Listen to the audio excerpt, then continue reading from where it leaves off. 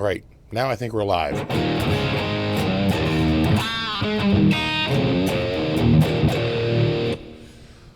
Okay, let me just double check here. The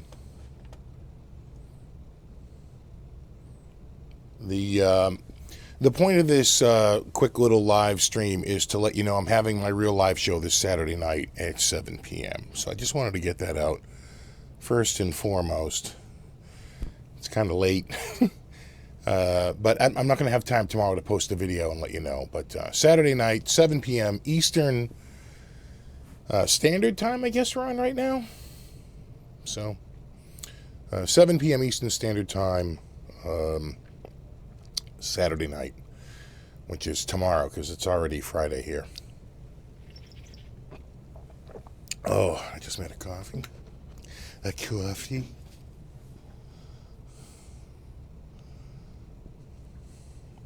I'm getting messages, so I think I'm live. All right, let me see if I can get a chat window here. Oh, actually, there are some people here.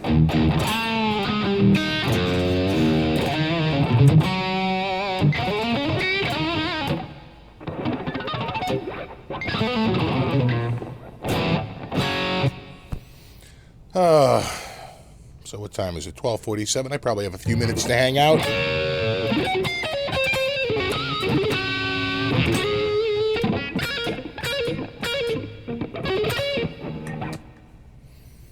What's up, dude?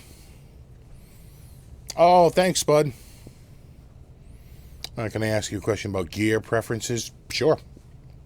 I'm up. Just again, just to reiterate, the whole point of this video, this little live stream, is just to let you know I am having this live stream this Saturday night at 7 p.m. Just the one last time for people who don't want to hang out for this. That was the whole point of this.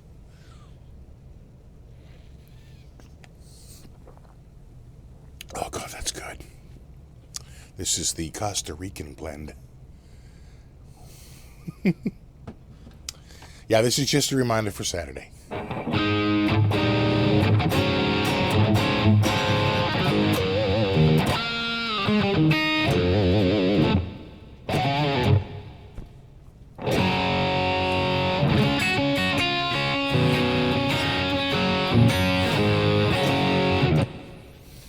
What's up, Sean? What's up, Grand Forks, BC, Canada? I'm new to the tube amp thing. I don't know what to go for. I play blues and hard rock. What would you suggest? Well, there's a lot of killer guitar, amps out there.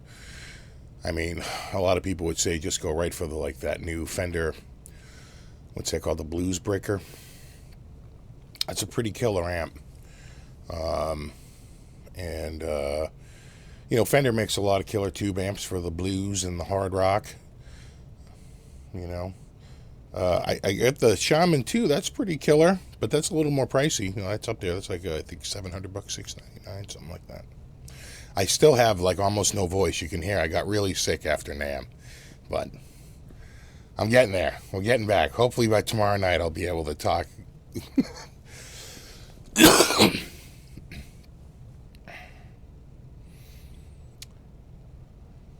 Nice Kramer at Satchel. Ditch Kramer. Yeah, I think it might have been a mutual parting of ways. I don't know what's up with Kramer. I'll be bummed. I hope Gibson does something with the brand. I'd hate to see it, just dissolve. Ever since, 1989, 1990, when Dennis Barati basically lost control of the company. The name's been sort of right. There was the Music Yo. There's been a few owners. And, it ended up at Gibson, and everyone had high hopes. And this guitar is killer. This is one of the, Gibson doesn't make it. But, it's under their Gibson brands that this guitar was made.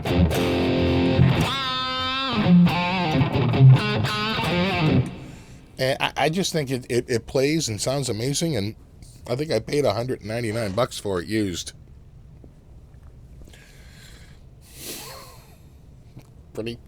It's pretty nice. Hey, Cape Town. Nice chatting at NAMM. Oh, yeah, what's up, Joe, man? I remember. I remember. I remember.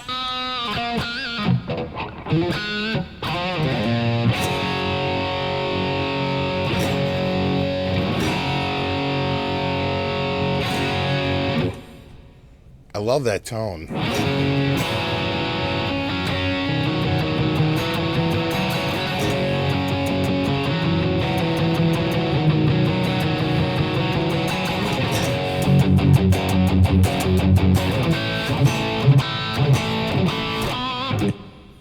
So how's the picture and the sound going? You know, one of the reasons why I did this early and I announced this through a live show, other than just being lazy, is the Windows 10 upgraded itself and proceeded to completely break my camera, my Logitech. Like, could not pass video, period. And I had read about it online, and I literally had to roll back to the prior version of Windows 10 to fix it. Logitech didn't have a driver. Windows, according to Microsoft, you know, KB, right? You're looking up goddamn KB bulletins. KB something patch was supposed to fix it. It didn't for me. A lot of people online said it didn't for them. So I had to go back and roll back to the prior version of Windows. So that was another test as to, like, you know, am I syncing up? Is this thing going to frickin' work?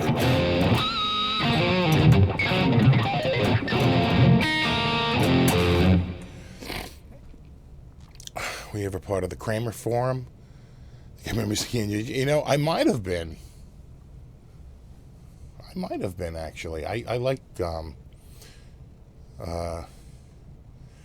you know, I've been following, you know, Kramer guitarists for friggin' over 30 years. Okay, so people are saying it looks good, sounds great. Looks like 4K. Well, let's not go nuts.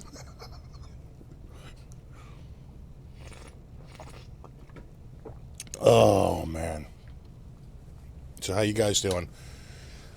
We had a sort of interesting weather today. We had a squall blow through. I think I threw a little video up on Facebook. It's like if you looked in one direction, it was like gorgeous and sunny.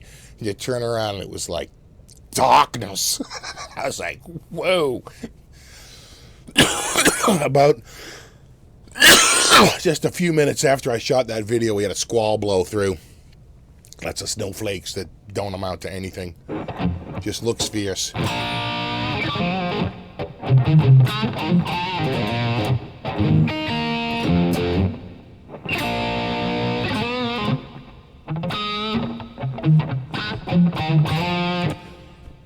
like this. Anyway. Looks good, sounds great. People are giving the guitar the okay signal. It's always good. I haven't played a D'Angelico electric. I have. Actually, that was on my, you know, for a while the D'Angelicos were made in Japan, and they had a steamed pressed top where they would steam the wood and they would press a single piece. It wasn't carved, it was actually pressed. And now I think they're all made in Korea or Indonesia. And they're still nice, but there was a little window where they were the Japanese-made ones, and man, those are really, really nice. So it's a Fender headstock with the ball cut off. Yeah, that's pretty much what it is. So they were using the Fender headstock, and then they heard from Fender's lawyers. And then they just took the bandsaw and went, zing!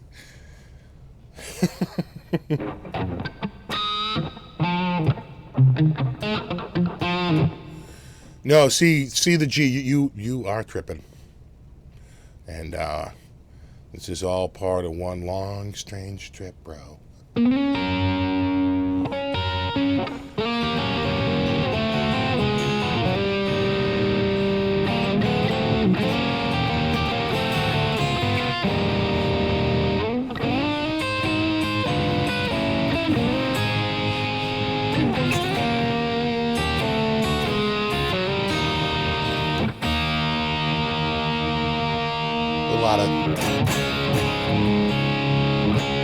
A lot of tunage.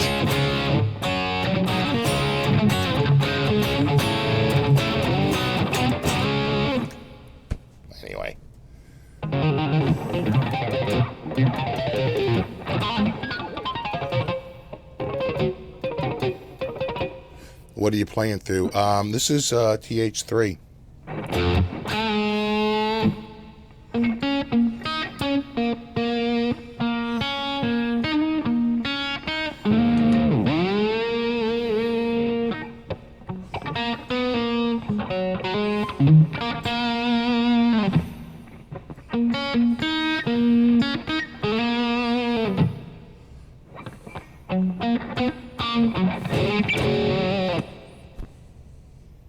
The only thing I don't like about this guitar is that.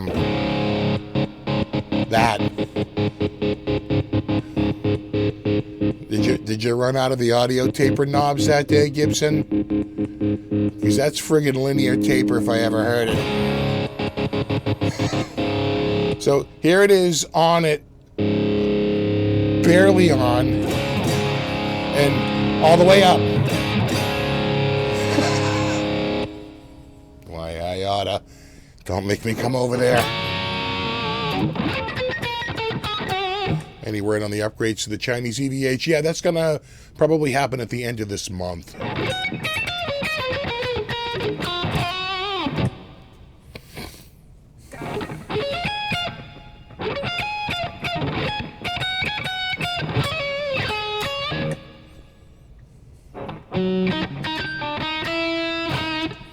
I've been having fun with intervals and themes. Here you go. Here's one. Little airworm for you. All right, I should pay attention to these. I'm goofing off here. I just picked up an Ibanez JS140. Nice. I haven't tried one, but I do like the JS series. You know, all the Joe Satriani models are pretty cool. I like the body shape. And his neck is a little bit different taper than the RG. More Strat-like, to be honest. No, you know what? Mike says one of those Kramers with the Fender headstock would be worth a mint. You know, they're actually not. I see him sell for like under $1,000, between $500 for a real beater, you know, that someone like repainted, to like $700, $800, $900 for one that's got all original equipment. Maybe like $1,000 someone will be asking for one that's like in really killer shape, you know. But you know, your mileage may vary.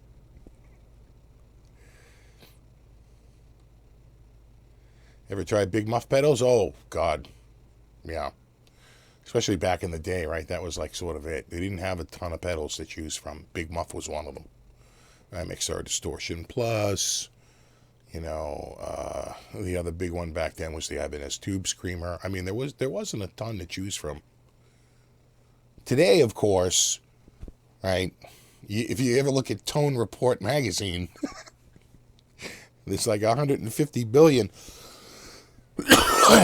overdrive pedals. Don't even get me started on distortions. You got the poor man Crane with a striker. Yeah, you know what? If you could get that up to a Focus, that's actually a big leap in quality right there, just to go to the Focus model. Focus was a pretty good lineup, actually. Feel like you need to play some Dawkins with that guitar. Yeah, right.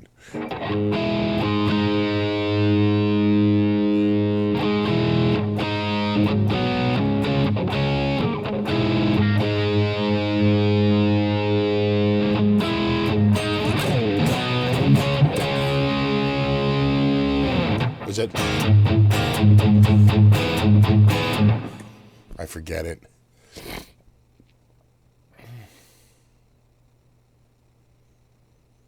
Yeah. They're pretty cheap. I mean, you would think they'd be like crazy. You know what was more money? Is if you have the original Beretta with the offset hockey stick headstock. In other words, it doesn't tilt back. It's an offset like a Strat, like this is, right? See that? It's an offset. Takes a corner and then continues going straight, right? So if you have the banana offset, they call that the Grail model. That's the one to get in terms of like resale. And some would say like the Ripley. Remember the Ripley with like it had a hexaphonic pickup and it had a whole bunch of knobs, but those weren't that popular.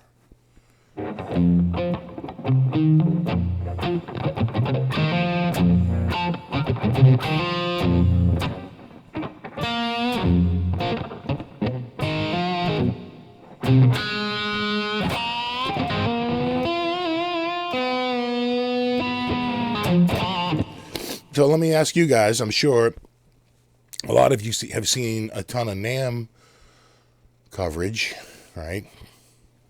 Who hasn't posted a ton of NAMM videos? What did you see that you liked? What did you see that you were like, oh, maybe I'll be getting one of those this year, you know? Oh, God, this is good. And you know what the thing is about this is that it's coffee-flavored coffee, you know? It's not watered-down, dirty socks-flavored dunks. Yeah, you heard me. Dunks, right? It's Junks. I hate that place. Their lattes are okay. Something strong, but God, I hate their coffee. It's just too weak. What do you think of SK? I actually finally installed it. I actually downloaded the demo and installed it, and I thought it sounded pretty friggin' awesome on a couple of those amps, especially, is it called the Steeler? What's the one that looks like the Marshall? Is that the Steeler? Because goddamn, I was like, that's pretty good.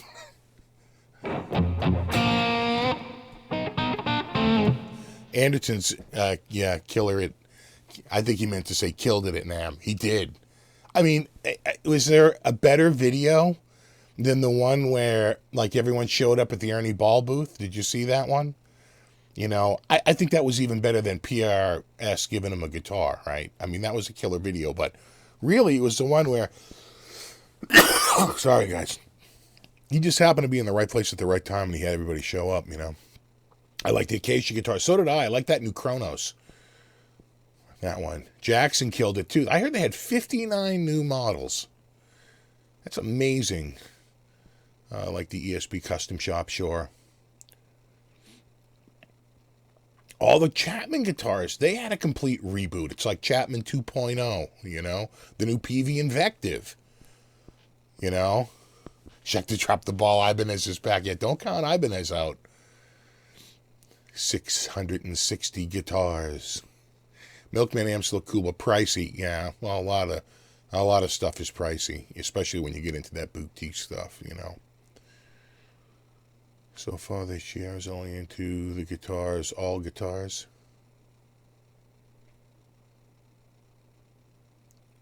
The Cab Sam. Hey, you know what's coming out? So I very often use my torpedo reload box. It's how you it's a load box to convert the output, the speaker output of a tube amp or whatever up to like 150 watts, and it goes into that and you can run it into your computer, and then you put your cab and your reverb here in the computer, and then you have a full rig, right? But you're using a tube amp like a real freaking tube amp, all that tubey compression. It's really nice. They're coming out with a smaller version of that. So that's going to be interesting. They weren't, I don't think they showed it at NAMM, but I just saw something from a newsletter, you know.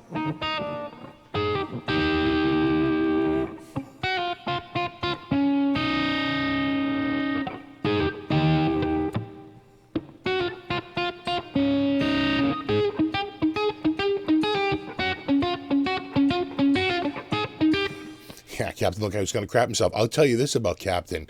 He knew enough to just lay back a little bit and let a little bit of hijinks ensue, right? Which it did. And it made for a very candid moment. The best part of that whole video, and check me if I'm wrong, is when Sterling Ball cuts a joke, right? He cracks a joke to Paul Gilbert, and it's like whoosh, right over Paul Gilbert's head. And you can see Luke turn to Steve, you know the guy. That guy. You know the guy? You know that guy? I'm drawing a blank here. Steve Morse, thank you. He turns to Steve Morse and basically says he doesn't get it. I mean, it's all happening in real time. Just laughing my ass off. Oh, sorry, guys. Sorry about the coughing. I'm gassing for a Chapman, the Rabia model. I'm gassing, I think, I like that new, it's kind of stratty, right? It's like a strat shape, but it's got the new neck-through design. You know what I also, I think when I was out there, I said, I got to get myself either a Carvin or a Kiesel.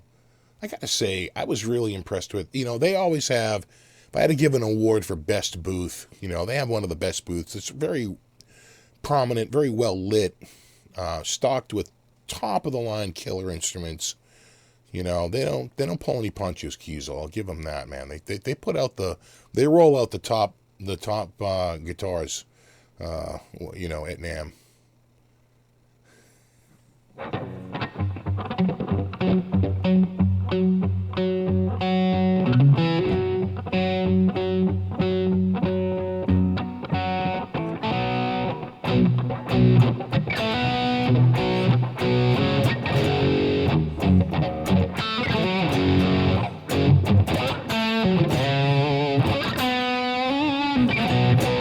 Yeah, Paul says, I thought Paul might be having hearing problems. I think that might have been it too, right? Didn't quite. And the thing is when you're saying a joke real fast and you do have a hard time hearing, you've got to watch people's mouths to know what they're saying. Trust me. Ever since I got back from the trip out to NAMM, my right ear has been just completely clogged.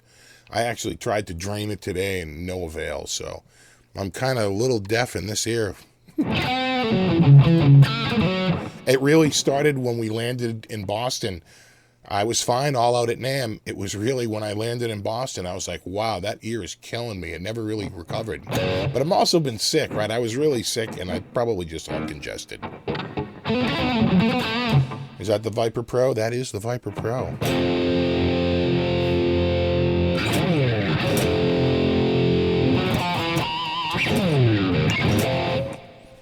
Who was the most impressive player you saw at NAMM?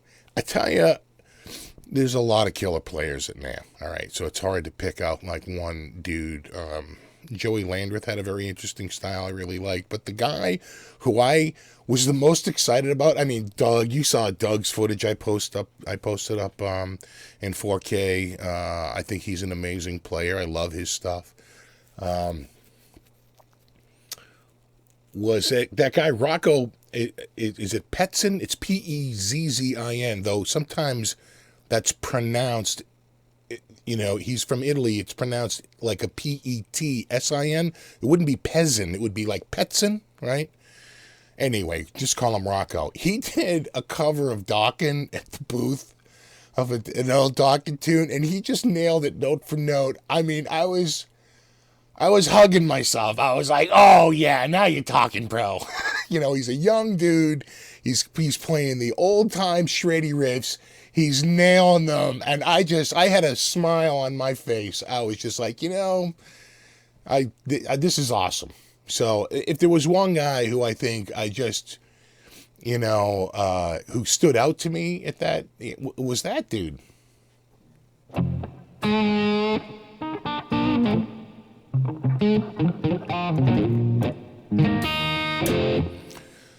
Hey Pix, what's the name of that amp modeling app you talked about earlier? TH3? Is that it? I saw a lot of P90s this year. Yeah, P90s come and go, right? They're in, they're out. They're in, they're out. People want to be different. Let's throw a P90 on it. Did you see Sambora and Orianthi play? Yes. Didn't really see them. I was sort of hanging in the back, but we got to hear quite a bit of it. What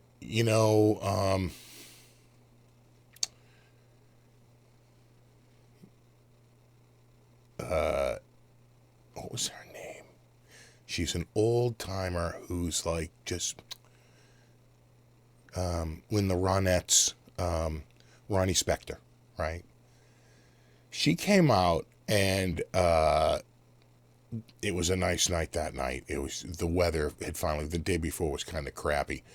That night was much nicer, and we were just sitting out there, and they wanted to walk down and get some food, and I'm just going to hang here. So they were gone for a while, and I just sat there and listened to her. Friggin', she sounded so perfect. The band sounded so great. I knew like every tune, all those old late 60s tunes, and I was like, that's pretty freaking awesome. Yeah, it was a nice break from, all the, in NAMM it's all, right? Everyone in this,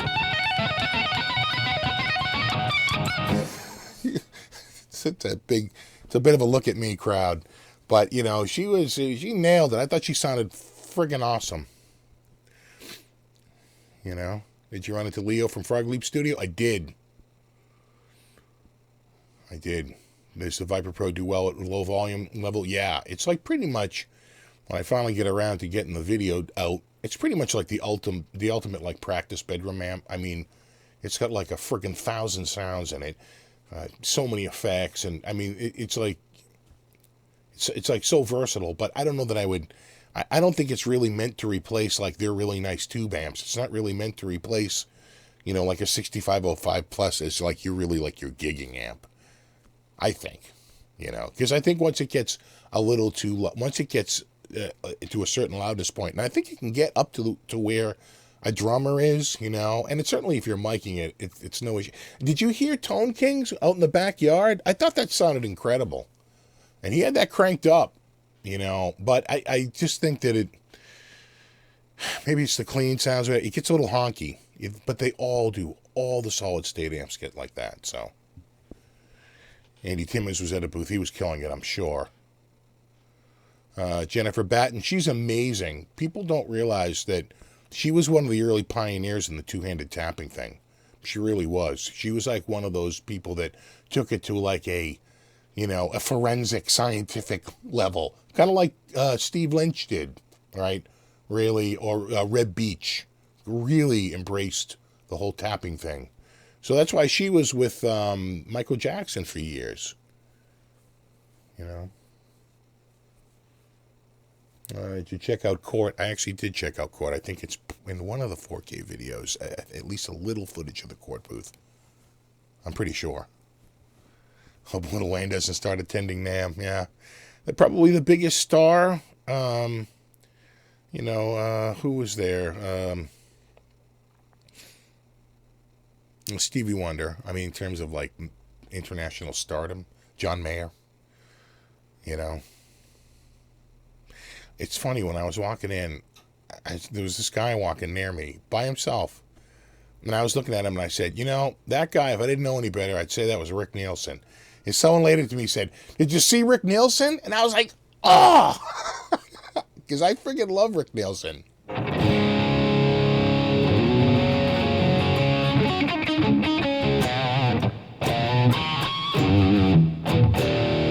The NAMM show used to be in Chicago, I think they used to move around a little bit, right? But it's not bright to be in Chicago in the middle of winter. The chances of being delayed by snow are pretty good. Southern California is the place to be in the winter if you want to have a winter NAMM show. You took all smooth flowing videos with slow, tasteful panning. Thanks, Mike. I don't remember you, Mike. I remember those eyebrows, that forehead.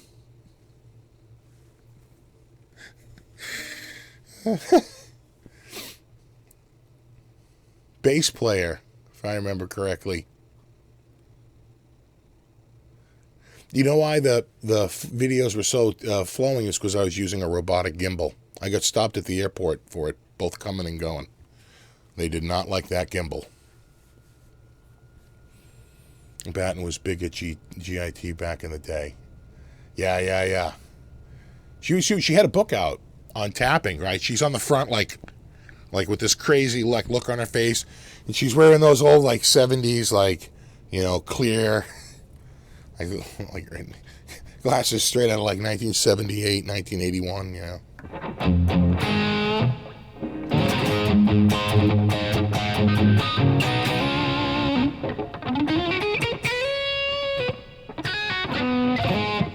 So Steve Lynch, an autograph live this past September, incredible play. Yeah, he did a clinic at our music store, and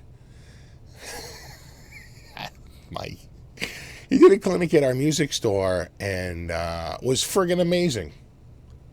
He had the riffs, man. He sounded killer.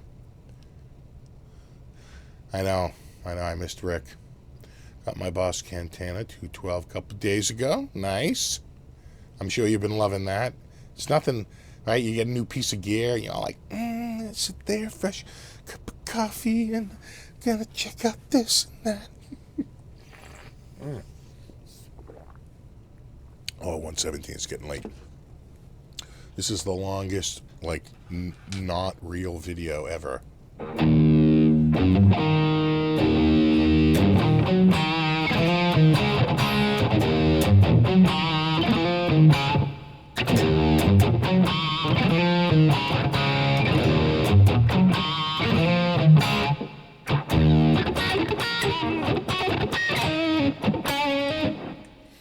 Have you listened to the Keith Merrow new release? I haven't yet. I did hear one track. I thought it sounded killer.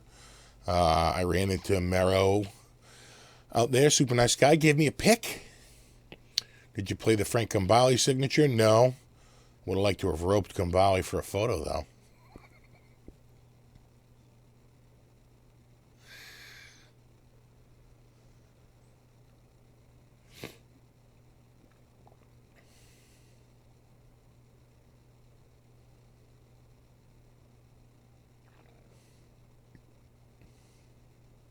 Don't do the tap playing NAMM player thing. It happens. It's like a friggin'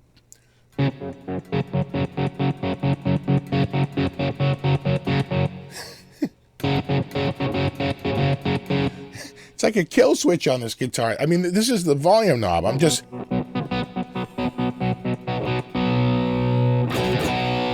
and then nothing. Nothing. Off.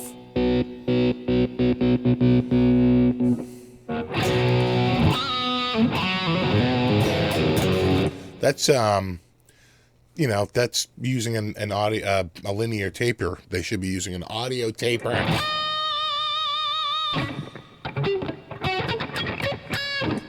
You know, and it sounds like a friggin' like a tremolo pedal. How much is that guitar? I think new these are like what, $379, and I paid $199 used, and it came with these. I don't know if you can see them. These Steel Panther signatures on it. Sticks It In Ya. That's, I think, Lexi Fox. There's Satchel, what's left of him up there from a grease pen. Since 2011. And then Michael Starr was down here, but he's long gone. He's been worn off. And, it probably hurt the value, if anything. This looks to me like a guitar that somebody won and then didn't want and traded it into Guitar Center for next to nothing, and they had it up on the shelf. And I friggin' bought it. What pickups are on it? Stock pickups.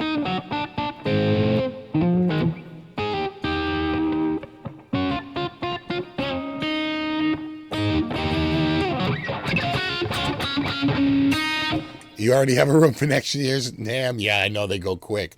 I would love to stay at the same hotel I stayed in because it was brand friggin' new. You know any White Lion riffs? No, not off the top of my head. I probably did know one back in the day, but God, I couldn't think about it now. Yeah, 199 is a crazy deal. That's why I friggin' snatched it right up. The funny thing is I was all into Steel Panther. And I could almost see from the photo that it was them. And I was like, oh my God, that looks like Steel Panther. So when I talked to them, I was like, what the hell's, what's up with that, those signatures? And they're like, I don't know, it's some band. I'm like, You know the band? He's like, I don't. I said, well, is it going to come off? And he's like, I don't know. And we wound up coming down. I think it was listed at $229, and I got it for $199. I said, well, come down to $199 because the signatures might not come off. He's like, yeah, whatever.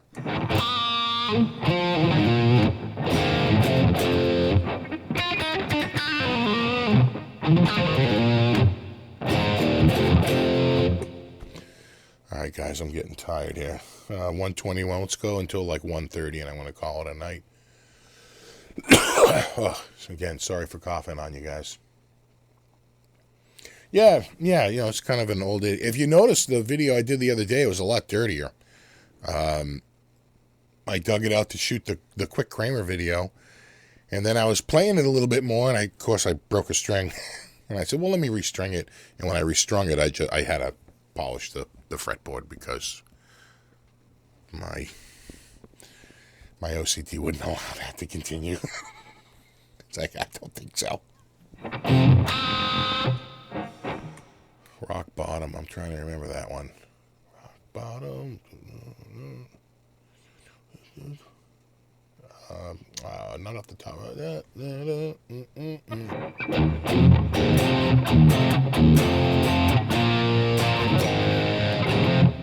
I know how you're thinking about that because it's very similar to what I was just fooling around with.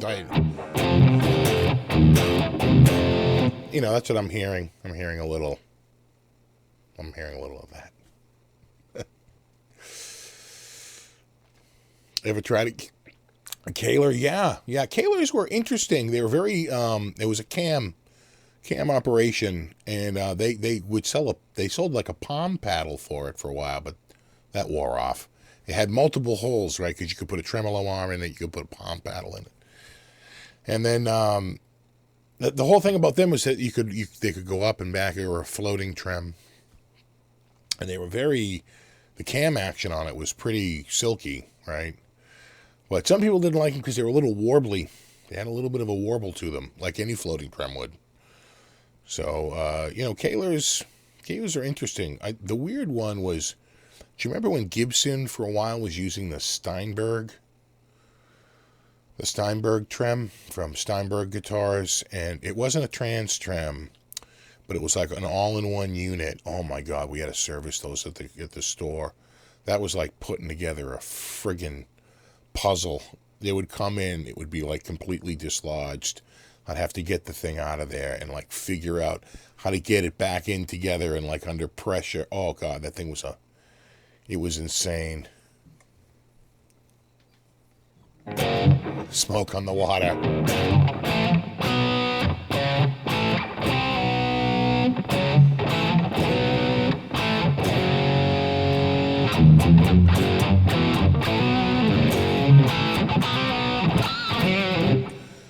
Do you try to control the humidity and temperature in the basement? This is actually fully humidity and temp controlled for the most part. I run a dehumidifier in the summer because I have to. It would be too moist down here without it. And in the winter I don't because I want the moisture to stay and build up. Never really gets completely dry. Not like you can upstairs. It definitely stays a lot more moist down here than it does up there. And it's heated and air conditioned. So it's pretty climate controlled for the most part. Yeah, much better than like the garage. We were thinking about maybe moving stuff out there or out to or like up to the attic. And that's a no-go. I think down here is the best place. It's the most even. It's like a wine cellar, right? It's the most even temperature I have.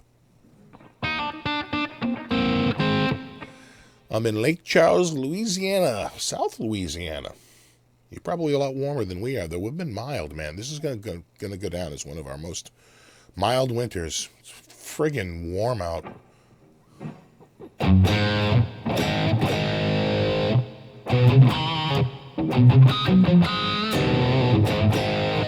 Yeah, you have a Les Paul with one of those trems? Yeah, Joe. You know what I'm talking about, right? It's kind of a weird...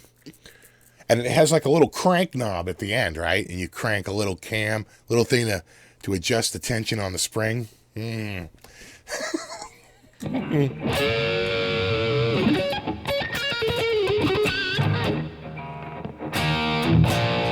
That's a preset, Ron. Shot Down in Flames. Was it? No, that's not it. That's Girl Got Rhythm. Let's go through every AC/DC song. No, that's not it.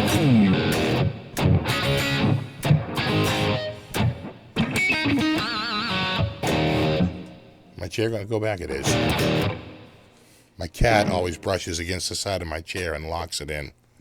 He's always one step ahead.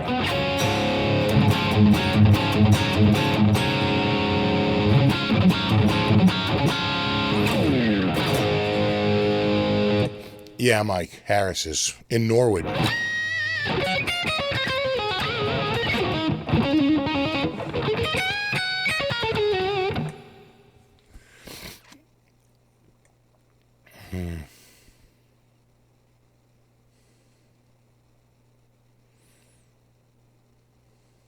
Yeah, Joe, yeah, it's a pain.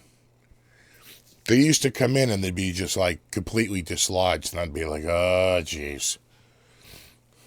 Someone get me a cup of coffee and 3 Valium. I'm going in.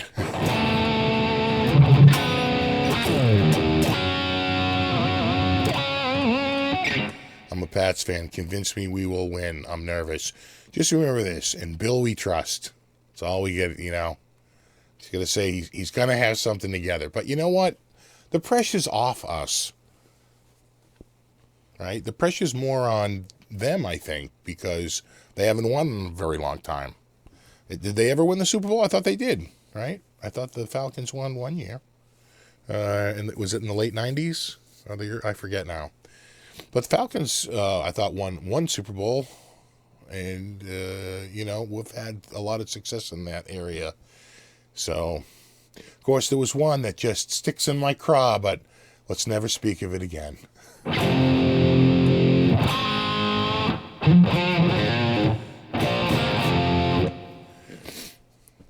No, my cat does not help with guitar maintenance, but my cat does help us buy new furniture by clawing up the old one.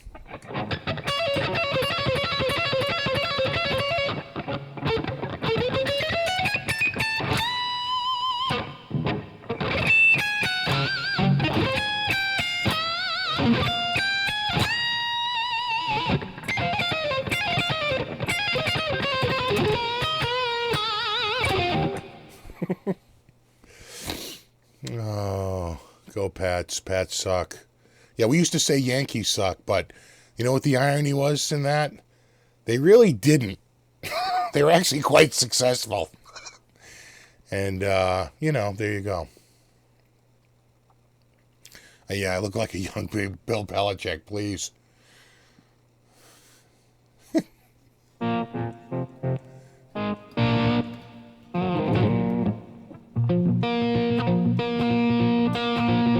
Yeah, Mike, go to my channel page, and there's a business one there. Just send it to me, and just send it to that address. That's the one I use for YouTube.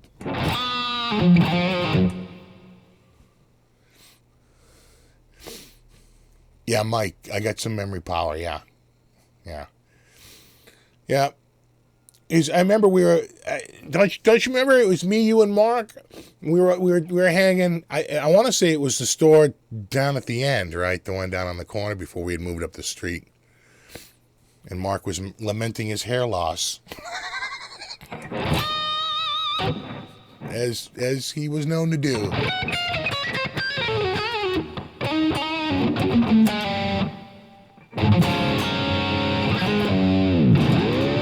Oh, look who's here. It's Flipside Music. Yo, brother. If I ever do that again.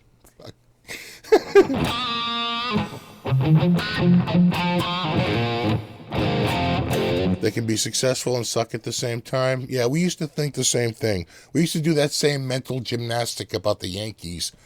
But then, you know, the truth hits everybody. Truth hits everybody. Truth hits everyone. I forget get that now. Remember that? That's the police, right?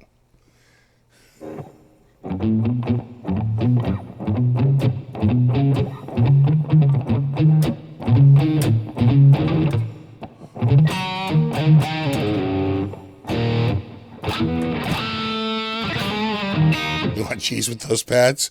Dude, that sounds real bad. Okay.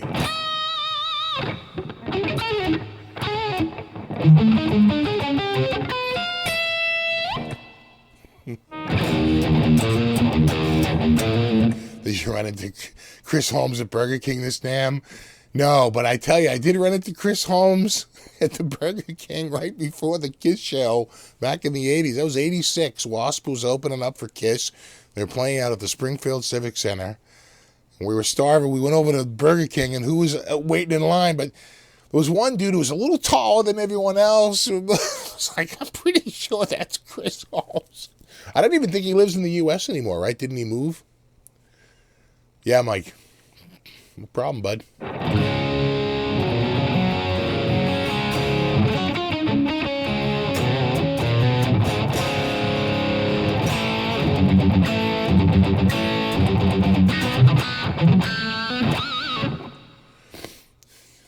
No, dude, you got to go to school. Dude says he's got up. He's having a...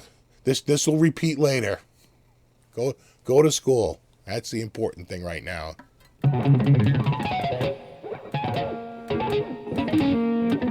D sharp to A.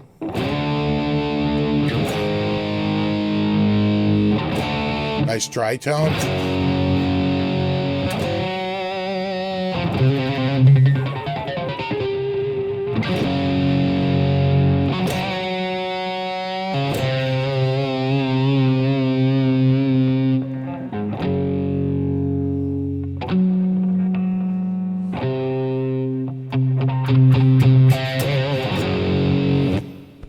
What gauge strings are you using? I'm using 10s. I'm using clear tone 10s. You can see them right there. It's the blue pack. You can almost see the little one right there. Clear tone 10s. I like the clear tones. I use 10s or 11s. Again, sorry guys. But I like 10s on this. For 11s, I tend to use it on a shorter scale. Or on the scallop neck. Is there a difference tonally when comparing load boxes? Do they all produce a direct sound from the amp? No. And that's why 2 Notes has really sort of cornered the market on that. Because they don't use a straight up attenuator. They use a reactive load box, and they just really... You know, whatever they're using for technology just seems to be just light years beyond what anyone else is using. It just seems to be, you know, when you use the attenuators and other stuff, it will reduce the volume, but there's just something, it almost gets like a little bit more compressed. It's a little weird. It definitely changes it a touch. I think you get a better... It feels more natural. It feels more like a real amp when you go through the reactive load box. They're not cheap, though. They're like, you know, I think that's like either $7.99 or $8.99, you know? I think it's like $8.99. Yeah, Chris Holmes is looking rough. Yeah, I think, did he move to Sweden, Germany? I forget now. Norway? I think my next guitar should be an SG. I tell you, I've been thinking like Kiesel Carvin and Jackson and PRS. You know, just not a Strat and like, you know, not a Les Paul. Not an Ibanez. Right? I think I'm sort of done with that in the short term. Let's give some other brands a chance.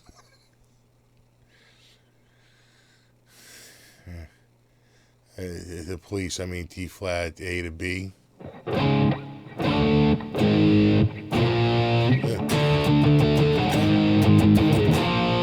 Oh yeah.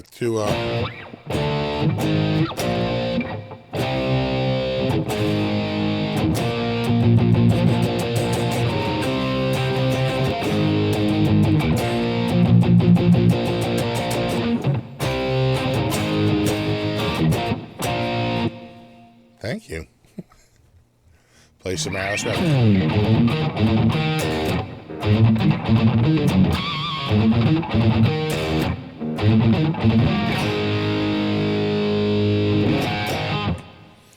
You have the power sponge all the way down. I'm not using the amp. I'm using TH3.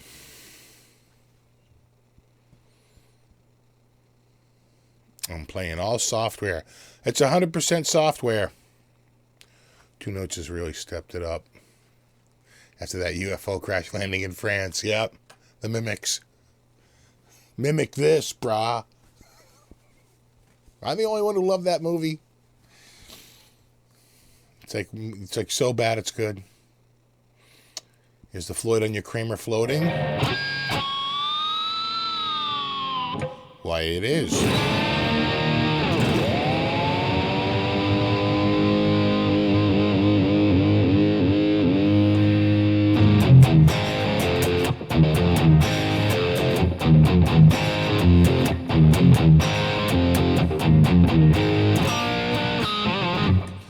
Yeah, a lot of cheap carvings. That's my point, Gary. It's like that feels like a guitar that's sort of undervalued on the market right now. Like you can get a carving that's going to be like, you know, sort of all specced out and kind of nice for short money, but you got to look around. Cult of Personality.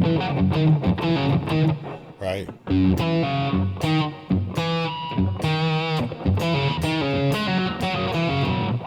I forget it now.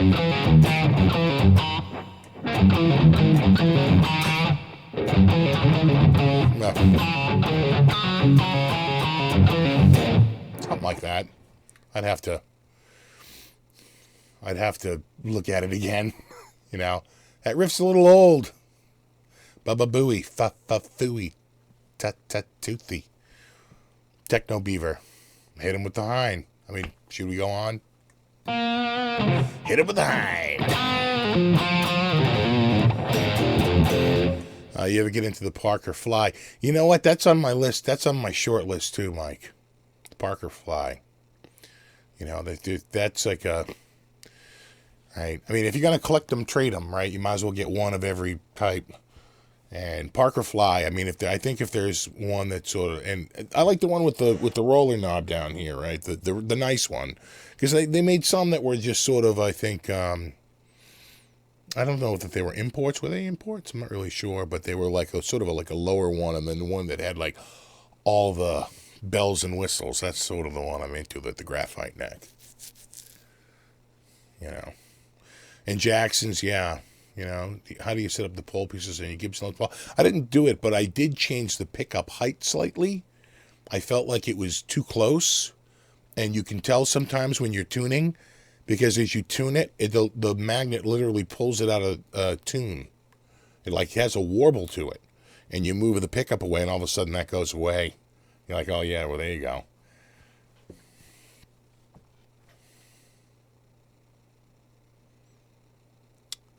Play some Holy Diver. What was it?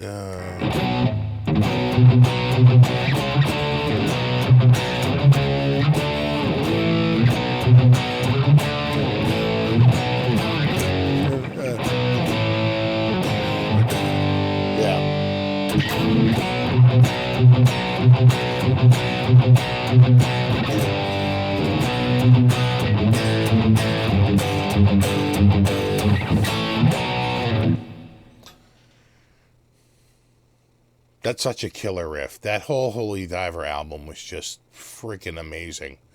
Because when he broke off from, you know, Black Sabbath, you wondered what he was going to do. But man, when that came out, we were like, I think he's going to be all right. I saw Dio like 2 or 3 times in the 80s. Yeah, so Brian says, yeah, they were imports. So they had an import line, yeah.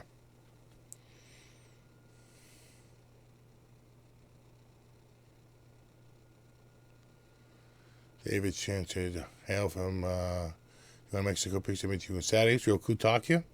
Yeah, you met my official photographer. Yeah, Robert Baker, my official photographer.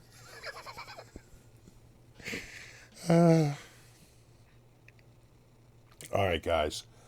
141. Now, I'm definitely going to cut out of here by like 145.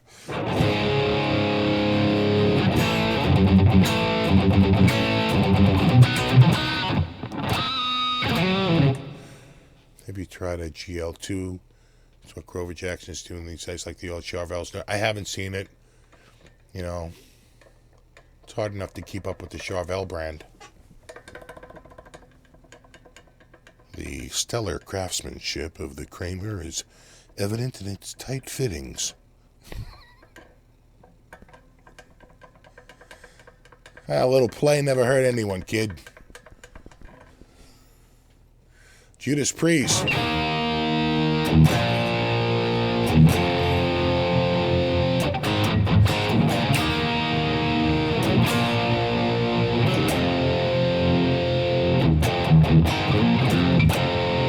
What's your most favorite guitar? I'm going to stop you right there, Michael. Most favorite, that's redundant, bro. Favorite would imply it would be the most favorite. Favorite in of itself is the pinnacle. Doesn't need most as a modifier. But, I get that question a lot. I usually say, and I think it's true, it's really the 87, it's marked 87, but it didn't get released till 88. Fender, Ibanez always says, the 87 RG, it's just, we got history, right? It's like your oldest guitar. And you'll find that for players who have had guitars for a long period of time, if they have one guitar that they've had for like 25 years, there's a reason. There's a reason they've had that guitar for so long, right? So like the other one would be like maybe the Fender, the 57 made in Japan reissue. That's a really nice guitar too. And again, a guitar I bought in like 1989, So, these old guitars, you got history. These new ones, these feel like whatever. You don't have as much of a personal connection. Right? It's like when I bought that Ibanez, I was in college. I was early in college. I was in like a sophomore. So, that's pretty young for me. But what's your mostest favorite? Well, see, you should have put it like that. It's still the same one.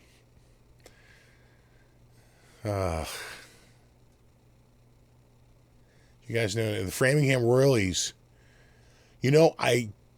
I remember going out to Framingham, Mike, back in the day.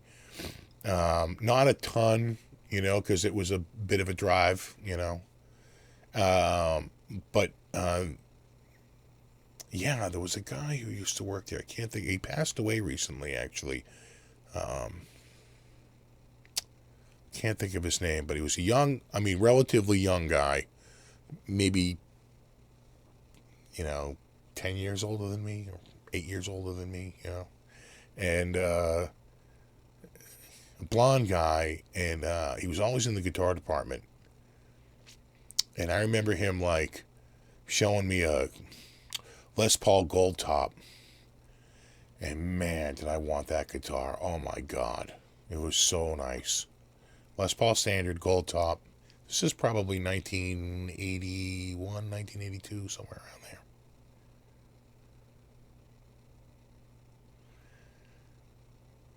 What was your first rig? Like, ever? Like, electric rig? Probably that Aria.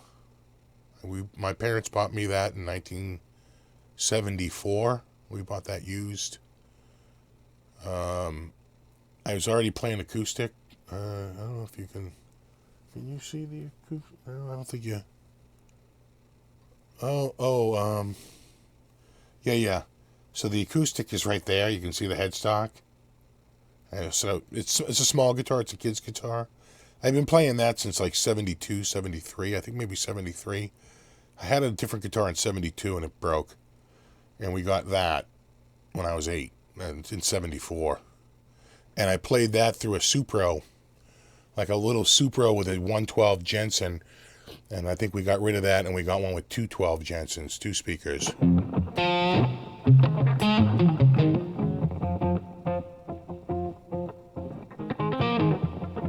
What's your mostest favorite red guitar?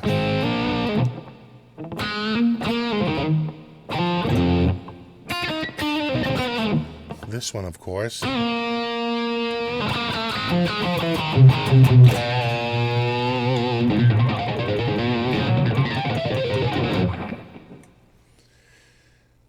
Is Joe Satir still playing bass for John Fenn? I don't know. You know, John Finn's. I don't know if he still has the John Finn group as the lineup was back in the day. But what's your favorite guitar? Just scroll back about 10 minutes in this conversation. Oh yeah, you're over in Sherborne? Oh, look at you, Mike. Sherborne.